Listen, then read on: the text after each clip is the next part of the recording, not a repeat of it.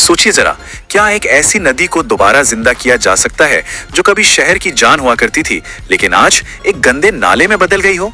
ये कहानी कुछ ऐसी ही है। ये कहानी है भारत के औरंगाबाद शहर की खाम नदी की, जो कभी कूड़े और गंदगी का दरिया थी पर आज एक बहुत बड़ी मिसाल बन चुकी है। ये बदलाव कितना बड़ा है, इसका अंदाजा इन तस्वीरों से लगाइए। देखिए, एक तरफ है वो नदी जो प्रदूषण और गंदगी की मार झेल रही थी और दूसरी तरफ है आज की तस्वीर, एक खूबसूरत इको पार्क जहां लोग आ रहे हैं, घूम रहे हैं और कुदरत को महसूस कर रहे हैं। तो सवाल ये उठता है कि आखिर ये कमाल हुआ कैसे? एक नदी जो लगभग खत्म हो चुकी थी, उसे वापस जिंदा करने के लिए ऐसा क्या किया गया? चलिए इस सफर को जरा और गहराई से समझते हैं। तो कहानी की शुरुआत से शुरू करते हैं। ये समझना जरूरी है कि जो नदी कभी शहर की पहचान थी, वो आखिर एक गंदे नाले में तब्दील कैसे हो गई। देखिए, ये कहानी कोई आज की नहीं, सदियों पुरानी है।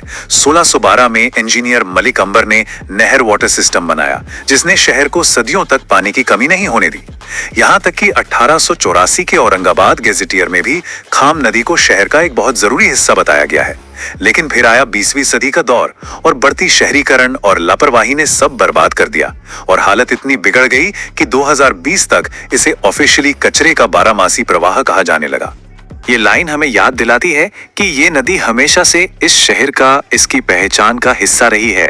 ये कोई मामूली नाला नहीं थी, बल्कि इतिहास का एक जीता जागता सबूत थी। तो असल में इस नदी को किन किन मुसीबतों ने घेर रखा था? देखिए, 3 बड़ी वजह थी। पहली, बिना ट्रीट किया हुआ सीवेज, जिसके 249 पॉइंट्स सीधे नदी में खुलते थे।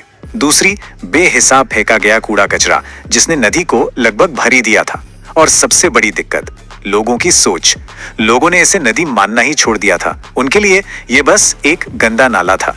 अब इतनी सारी मुश्किलों के बावजूद 2021 में एक बहुत बड़ा मिशन शुरू हुआ।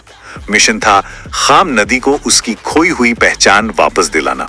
और इस मिशन की जो नींव थी, वो एक बहुत ही खास आइडिया पर रखी गई थी, और वो आइडिया था जन भागीदारी। इसका सीधा सा मतलब है लोगों की भागीदारी, यानी एक ऐसा मॉडल जिसमें आम लोग, सरकार और प्राइवेट कंपनियां सब मिलकर एक मकसद के लिए काम करते हैं। और सच कहूं तो यही इस मिशन की कामयाबी का सबसे बड़ा राज बना।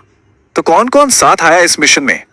एक तरफ थी औरंगाबाद स्मार्ट सिटी और नगर निगम जैसी सरकारी संस्थाएं। दूसरी तरफ प्राइवेट सेक्टर से वेरॉक इंजीनियरिंग। इनके साथ आए इको सत्वा जैसे एनजीओज और सबसे अहम 10,000 से भी ज्यादा आम नागरिक। ये वाकई एक बेहतरीन पार्टनरशिप थी। इस पूरे प्रोजेक्ट में पता है कितना पैसा लगा? लगभग 25 करोड़ रुपए। ये नंबर दिखाता है कि इस मिशन को लेकर हर कोई कितना सीरियस था, कितनी गहरी कमिटमेंट थी। और जमीन पर जो काम हुआ उसका स्केल तो कमाल का था। जरा सोचिए, 1 लाख स्क्वायर मीटर से भी ज्यादा जमीन साफ की गई, 50,000 से ज्यादा पौधे लगाए गए और नदी किनारे रहने वाले करीब 30,000 परिवारों तक सीधे बात पहुंचाई गई। ये सिर्फ नंबर नहीं है, ये एक बहुत बड़े बदलाव की गवाही दे रहे हैं। पर देखिए, ये सब कुछ इतना आसान भी नहीं था।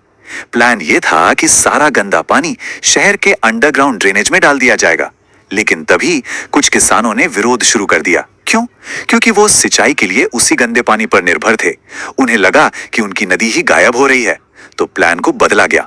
70% सीवेज डाइवर्ट किया गया और बाकी को वहीं पर ट्रीट किया गया।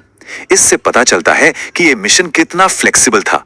तो चलिए अब देखते हैं कि इस सब मेहनत का नतीजा क्या निकला और ये कहानी सिर्फ एक शहर के लिए ही नहीं, बल्कि पूरे देश के लिए इतनी जरूरी क्यों है।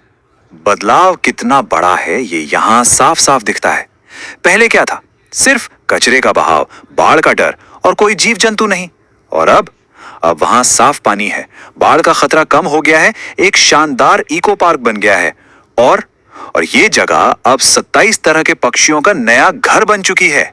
और बात सिर्फ औरंगाबाद की नहीं है। खाम नदी की इस कामयाबी को दुनिया भर में सराहा गया है और अब ये भारत के रिवर सिटीज अलायंस में शामिल 145 शहरों के लिए एक प्रेरणा, एक मॉडल बन गई है। आखिर में ये एक लाइन इस पूरी कहानी का निचोड़ बता देती है। अगर इरादा सही हो, प्लानिंग अच्छी हो और लोग साथ खड़े हों, तो कुछ भी नामुमकिन नहीं है। खाम नदी की ये कहानी एक सवाल छोड़ जाती है, क्या हमारे अपने शहर में भी कोई ऐसी ही भूली बिसरी नदी है जो किसी कोने में चुपचाप बह रही है और शायद एक नई जिंदगी का इंतजार कर रही है?